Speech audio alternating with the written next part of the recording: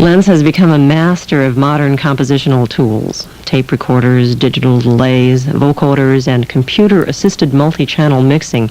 But he told me that his latest interests tend towards simpler things. I'm getting a little, not tired, but, a little tired of worrying about what's the next gadget that either I have to buy or I have to learn to use and have to incorporate into my music or my musical ideas.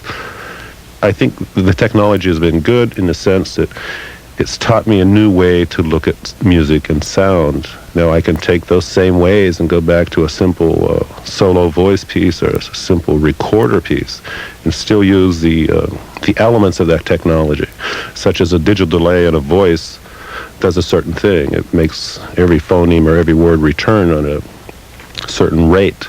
Now I can do that same thing without any electronics because I learned how to do it. So in a piece like The Dream King, if I have a voice going through a digital delay with the phonemes so forth, in the digital delay as it disintegrates, and the voice very gradually emphasizes only certain of those phonemes, letting the others become rest. Eventually what emerges is the "I have a dream today" line. Now that can be done with a digital delay and one voice. But in this recording I use two voices doing that, no digital delay. All the technology is doing is a very simple one-layer multitrack. I make those two singers four singers. So we make two passes in the recording studio. We can also do this live very easily. But in this case it's a record and we did it by simple multitracking. What these two singers do is they create a phonetic maze. And then gradually they begin dropping the phonemes or word particles out, and the resulting or hoped-for line or lyric eventually emerges. And I gave you the example of "I Have a Dream Today," which is the first line in the piece.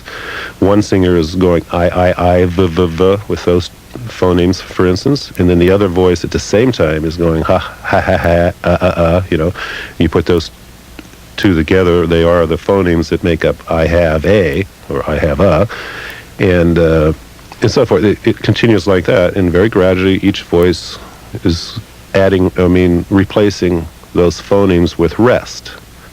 The text that you've chosen to use in The Dream King is a very powerful text, and words with which we're all quite familiar, and yet we're used to hearing them in a more straightforward declamatory style.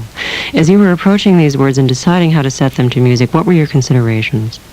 Well, I've often wondered why King has become a martyr. Why not Kennedy? And it's not because one was a politician, the other wasn't. Washington and Lincoln certainly have become martyrs. And maybe Kennedy will eventually. But anyway, it's not even King's charisma. I think this helped him while he was alive. But rather, I think the content or urgency, if you like, of his message and the elegance of those words. "I have a dream today. Let freedom ring. We are free at last." There's just a few, and it's the meaning and definitely the ring of the words that I was interested in.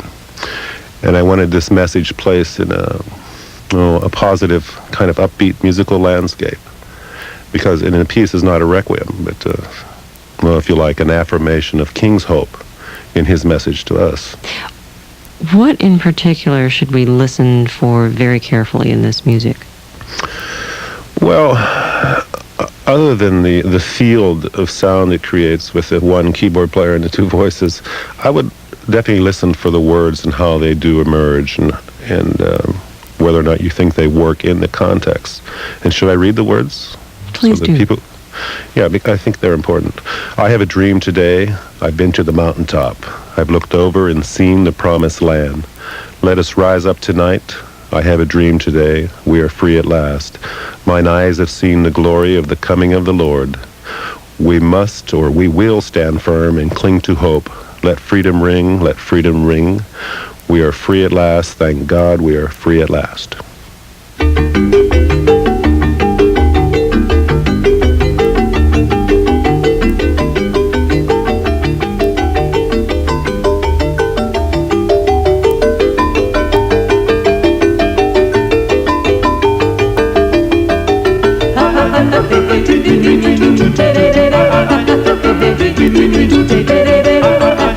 Hey,